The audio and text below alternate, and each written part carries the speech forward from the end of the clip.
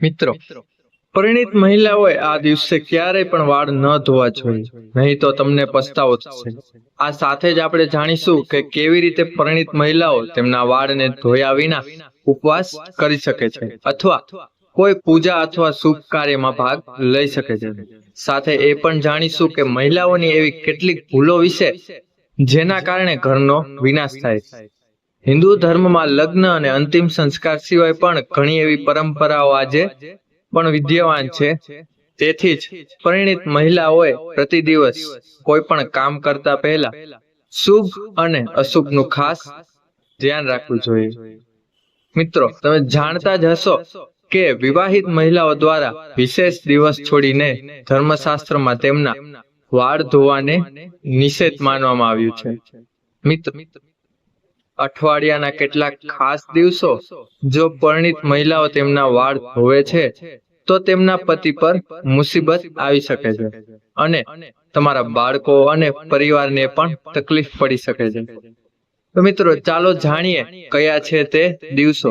પરંતુ તે પહેલા તમે ઈચ્છો છો કે માતા લક્ષ્મીના આશીર્વાદ સદાય તમારા પર રહે તો વિડીયોને એક લાઈક કરી કોમેન્ટ બોક્સમાં માં લક્ષ્મી ચોક્કસ લખજો. તો હવે મિત્રો, ચાલો જાણીએ કે સુહાગન મહિલાઓએ કયા દિવસે વાળ ન ધોવા જોઈએ અને કયા દિવસે તેમના વાળ ચોક્કસપણે તેમને ધોવા જોઈએ. તો નંબર 1 છે બુધવાર. બુધવારના દિવસે ખાસ કરીને અવિવાહિત છોકરીઓએ તેમના વાળ ધોવા જોઈએ નહીં, તો તેના ભાઈ પર કોઈ મોટી મુશ્કેલી આવી શકે છે જે તમે કલ્પના પણ કરી શકતા નથી. ત્યાંથી જ જેવો સંભવ બને તેટલું છોકરીઓએ બુધવારે વાળ ના ધોવા જોઈએ. આગળ જોઈએ નંબર 2.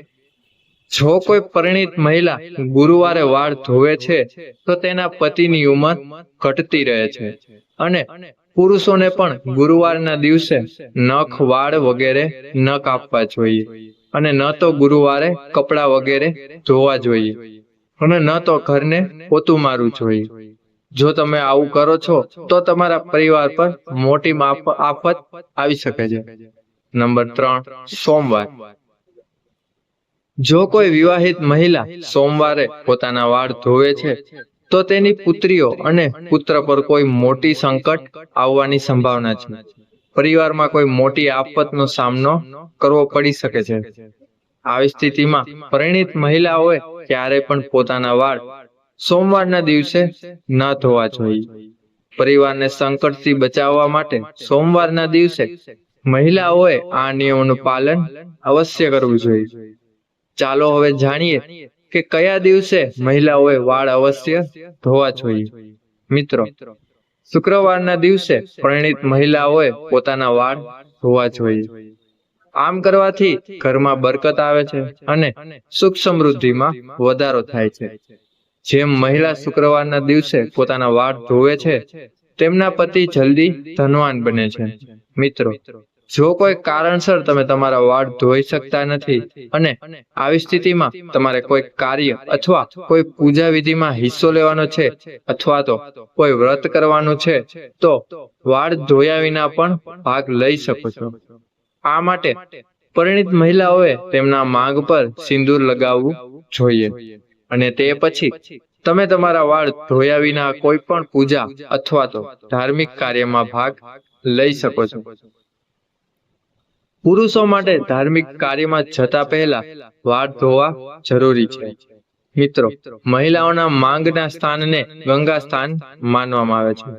આ ભાગને શાસ્ત્રોમાં ખૂબ જ પવિત્ર માનવામાં આવે છે અને આવા દંપતી પર માતાનો આશીર્વાદ હંમેશા રહે છે. પરંતુ મિત્રો, કપાળ પર સિંદૂર લગાડતી વખતે મહિલાઓ કેટલીક એવી ભૂલો કરે છે જેના કારણે તેમને ઈચ્છિત પરિણામ નથી મળતું અને ઘરમાં વિનાશ પણ થવા લાગે છે. સિંદૂર લગાવતી વખતે પતિ પત્ની વચ્ચે ઝઘડો વધવા લાગે છે. તો ચાલો જાણીએ સિંદૂર લગાવતી વખતે તમારે કઈ ભૂલ ન કરવી જોઈએ. નંબર 1 છે, કેટલીક મહિલાઓને સિંદૂર લગાવવામાં ઘણી શરમ અનુભવે છે અને તે મહિલાઓ પોતાના વાળમાં સિંદૂર છુપાવે છે. પરંતુ જે મહિલા સિંદૂર છુપાવે છે અથવા થોડું સિંદૂર લગાવે છે તેમના પતિને સમાજમાં સન્માન નથી મળતું. નંબર 2 છે, જે મહિલા સિંદૂર વધારે લાંબુ રાખે છે તેમના પતિને સમાજમાં ઘણું સન્માન મળે છે.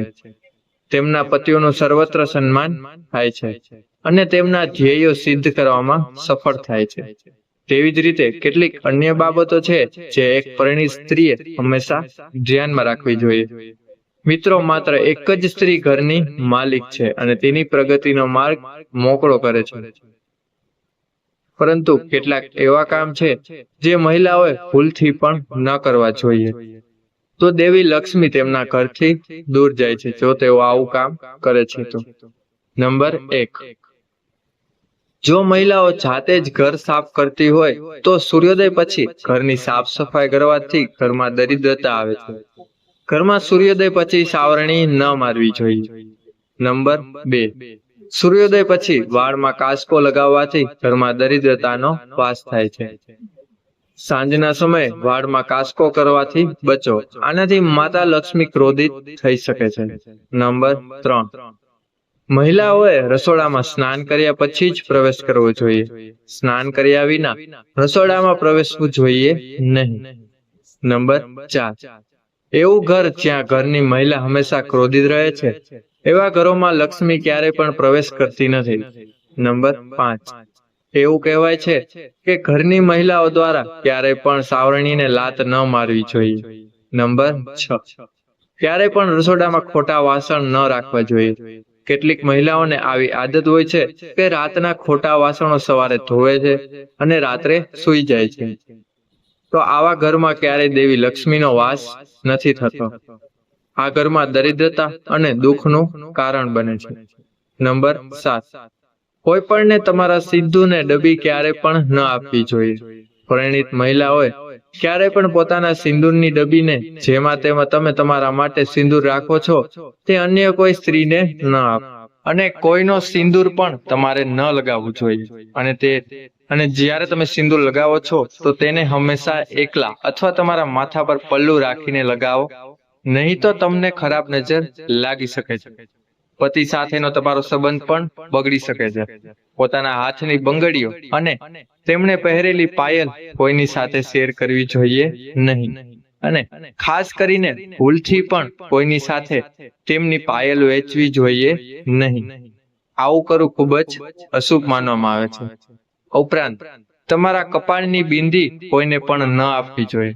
જો તમે તમારી પાયલ કે બિંદી કોઈને આપો છો તો આ તમારા પતિને પરેશાન કરે છે. જો તમને આજની આ માહિતી મિત્રો પસંદ આવી હોય તો તમારી પોતાની ચેનલ સ્વાસ્થ્ય જાણકારીને લાઈક કરો, ચેનલને સબસ્ક્રાઇબ કરી અને બાજુમાં આપેલ બેલ આઇકનને અવશ્ય દબાવો, જેથી અમારા નવા વિડીયોનું નોટિફિકેશન સૌથી પહેલા તમને મળી રહે. તો મિત્રો, હવે મળીશું નવા વિડીયો સાથે. ત્યાં સુધી બધાને હર હર મહાદેવ. ખૂબ ખૂબ આભાર. ધન્યવાદ.